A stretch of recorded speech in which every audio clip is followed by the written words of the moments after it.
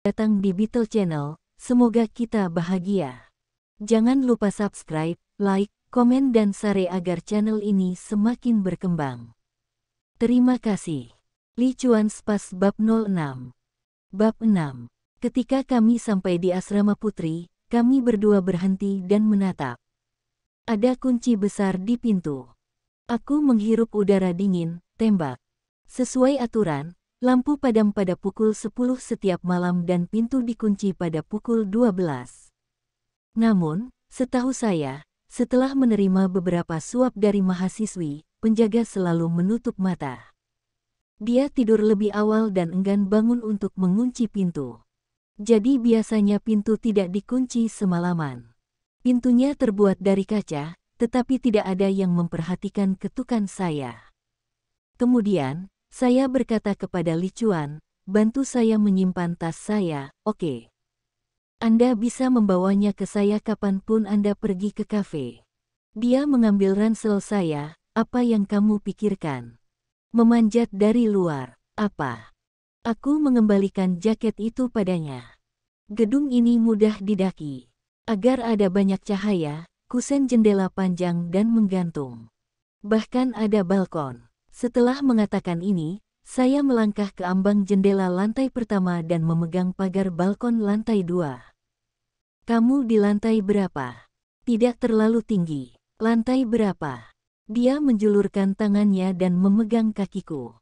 Lantai keempat. Lihat, jendela kamar asrama masih terbuka. Xie Xiaoqiu, turun. Jadi dia tahu saya dipanggil Xie Xiaoqiu. Semua karyawan di kafe memiliki name tag. Semua orang menulis nama Inggris mereka, saya satu-satunya yang menggunakan bahasa Cina. Aku mengabaikannya, tapi dia mencengkeram kakiku dengan erat. Dan kemudian, dia menarik dengan paksa. Saya tidak bisa tetap stabil, jadi harus melompat ke bawah.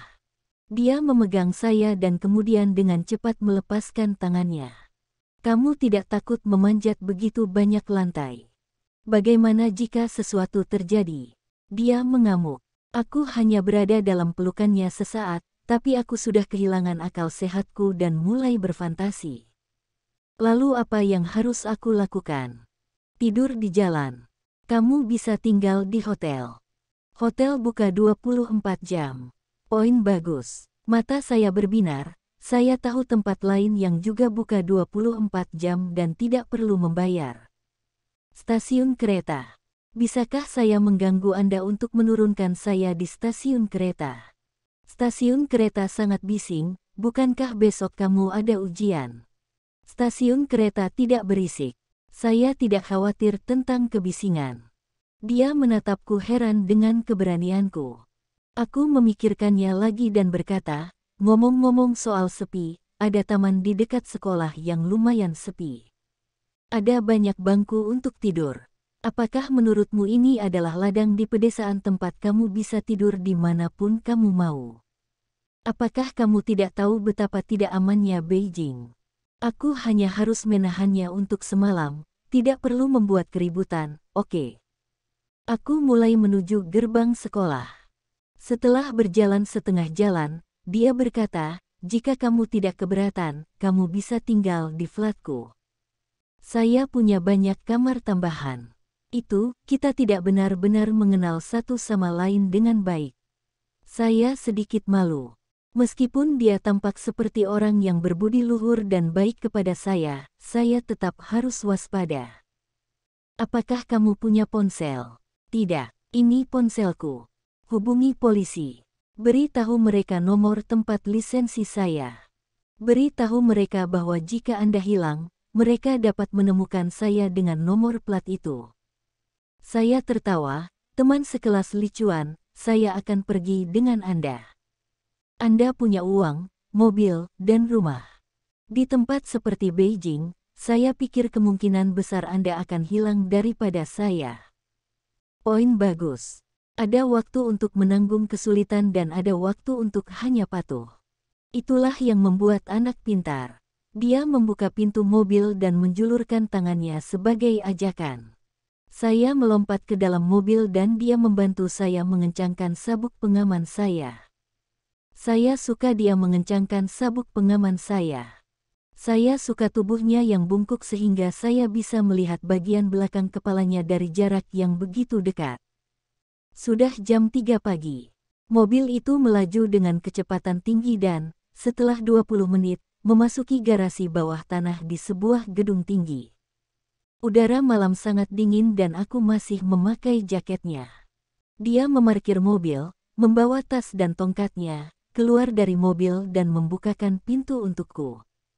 Saya berkata, saya bisa membuka pintu sendiri. Biarkan saya membuka pintu untuk diri saya sendiri di masa depan, oke? Dia berkata, tidak, kamu tidak harus menjadi pria yang baik bagiku, kan? Jika kamu terbiasa dengan pria yang memperlakukanmu seperti ini, di masa depan, kamu akan menikah dengan pria yang lebih baik. Aku keluar dari mobil dan mengikutinya ke lobi lantai 1. Ada 2 baris lift. Saya menghitung total 10 dari mereka. Kami berjalan ke lift yang paling dekat dengan garasi. Dia mengeluarkan kunci elektronik dan lift terbuka secara otomatis.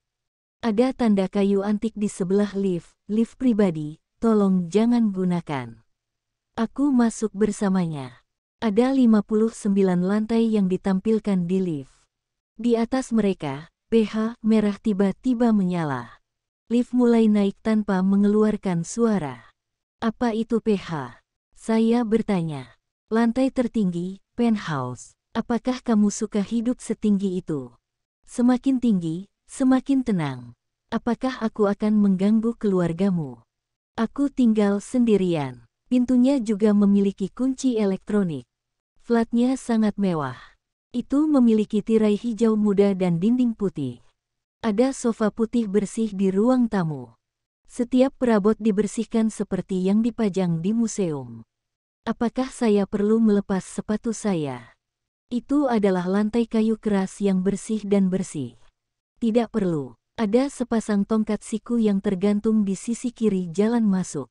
Saya memasuki ruang tamu dan berdiri di samping sofa, menemukan bahwa ada sepasang kruk yang sama di sebelah sandaran tangan sofa. Dan kemudian saya mengajukan pertanyaan bodoh, apakah Anda perlu menggunakan 2 kruk di rumah?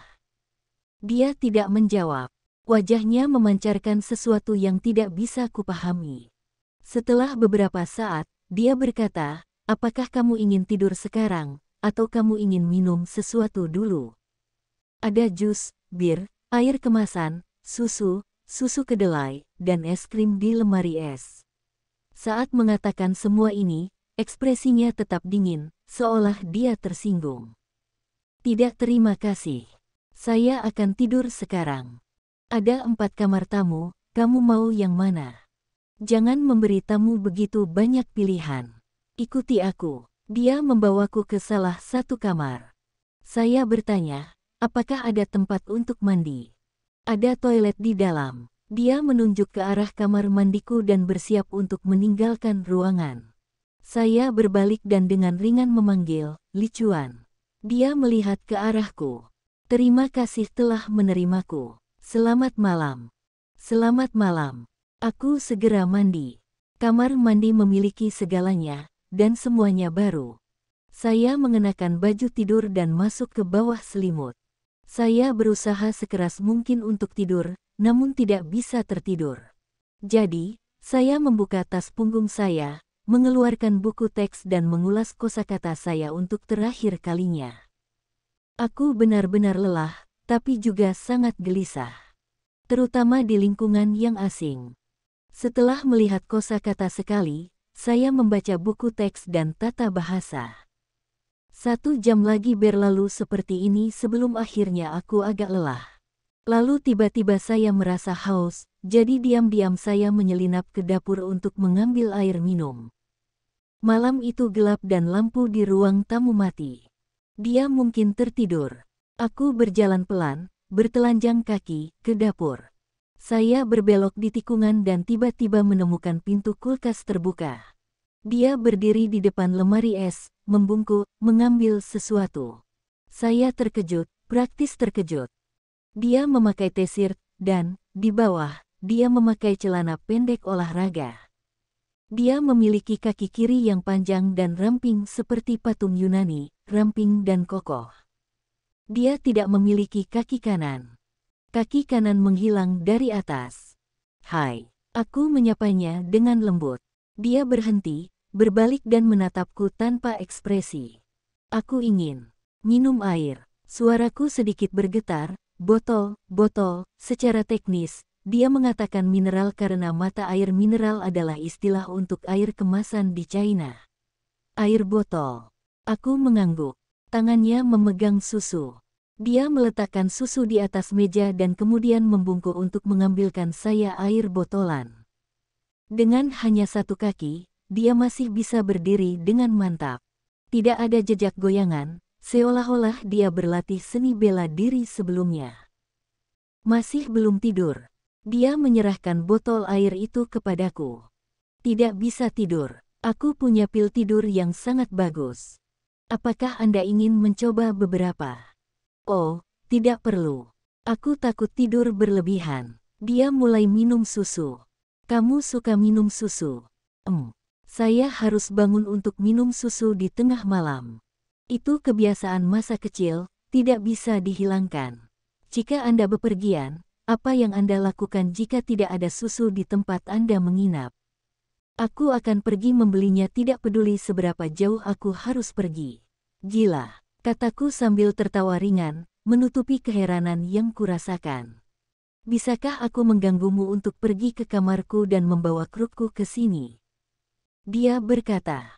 Baru pada saat itulah saya melihat bahwa dia tidak memiliki kruk di sebelahnya. Dapur jauh dari kamar tidurnya. Bagaimana kamu berjalan ke sini tanpa kruk? Aku hanya bisa bertanya karena penasaran. Aku melompati, katanya. Tapi aku malu untuk melompat di depanmu. Saya membawa kruk kepadanya dan kemudian menyilangkan tangan saya, memujinya, kemampuan menyeimbangkan Anda cukup bagus. Benar-benar, saya melakukan yoga setiap hari. Melihat kaki celana yang kosong, tanpa alasan, hati saya diam-diam menegang sakit hati untuknya. Apakah itu kecelakaan mobil? Tanyaku tiba-tiba. Itu sudah lama terjadi. Ekspresinya jelas berarti dia tidak ingin mengatakannya lagi. Selamat malam, saya bilang. Ujian besok jam berapa? Jam 9. Jika aku belum bangun, tolong bangunkan aku. Aku akan menurunkanmu. Oke. Selamat malam, katanya. Aku berbaring di tempat tidur sambil menatap kosong dan membiarkan imajinasiku menjadi liar. Saya tidak tertidur sama sekali. Pukul 6.30, saya bangun, selesai mandi dan memakai ransel. Saya tidak ingin membangunkannya, jadi diam-diam ditinggalkan sendirian. Saya meninggalkan catatan untuknya. Li Chuan, aku kembali ke sekolah. Tidak perlu menurunkanku. Aku sudah merepotkanmu terlalu banyak tadi malam. Anda harus tidur lebih banyak. Jika saya masih bisa melihat Anda setelah ujian saya akan mentraktir Anda makan. Untuk ya, Xiao Qiu, udara pagi terasa dingin seperti malam hari. Aku turun lift. Penjaga di lobi menatapku dengan aneh. Pagi. Saya bilang. Pagi. Nona, apakah Anda membutuhkan saya untuk mengemudikan mobil Anda ke sini? Dia bertanya. Aku tidak mengemudi. Oh, itu benar. Gedung apa ini namanya? Tanyaku tiba-tiba. Nona, kamu tidak tahu. Ini Taman Longze. Taman Kolam Naga, dia tertawa aneh. Jika saya ingin pergi ke Universitas S, saya naik bus apa? Itu agak jauh. Tapi ada kereta bawah tanah jika Anda menuju ke kanan saat Anda keluar.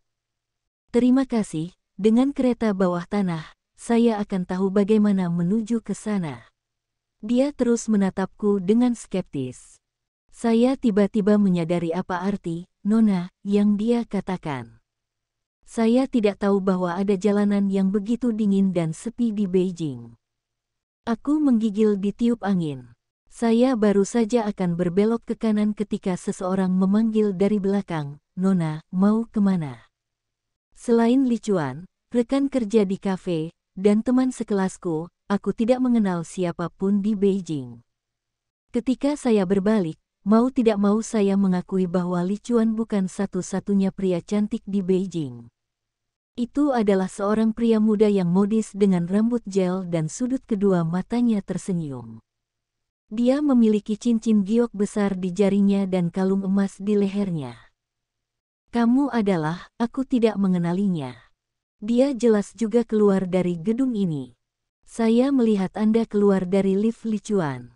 Kamu pasti teman Li Chuan, kan? Kenapa aku harus menjawabnya? Dia menjulurkan tangannya, saya juga teman Li Chuan. Ji Huan. Huan dari Adipati Huan dari Qi. Teman Li Chuan. Maka itu berbeda. Saya berjabat tangan dengannya. Dia menyodorkan sebuah kartu nama kepadaku. Bunyinya, Desain Senlu. Di bawahnya tertulis nama, nomor telepon, nomor faks, dan alamat kantornya. Saya berkata, apa yang dirancang Pak Ji? Li Chuan dalam desain arsitektur, saya dalam desain fashion. Senang berkenalan dengan Anda. Tapi saya tidak bisa mengobrol. Saya harus mengikuti ujian dan harus naik kereta bawah tanah. Aku melambaikan tangan. Seseorang telah mengemudikan mobilnya dan memberinya kuncinya. Di mana ujianmu? Aku akan menurunkanmu. Tidak, terima kasih. Aku akan pergi sendiri. Apakah kamu sudah makan sarapan? Mengapa dia begitu ingin tahu? Aku sudah makan. Stasiun kereta bawah tanah ada di sana, melewati lampu merah. Aku sudah melihatnya, terima kasih. Apakah kamu menyukai bangunan ini? Dia menunjuk ke gedung itu. Dari luar, bentuknya tampak mengerikan, berlapis-lapis, seperti burung merak yang ekornya terbuka lebar. Tidak apa-apa, saya tidak terlalu mengerti arsitektur. Li Chuan merancang ini. Oh, semoga beruntung. Semoga harimu menyenangkan. Saya bilang. Bersambung. Terima kasih telah menyaksikan dan mendukung channel ini.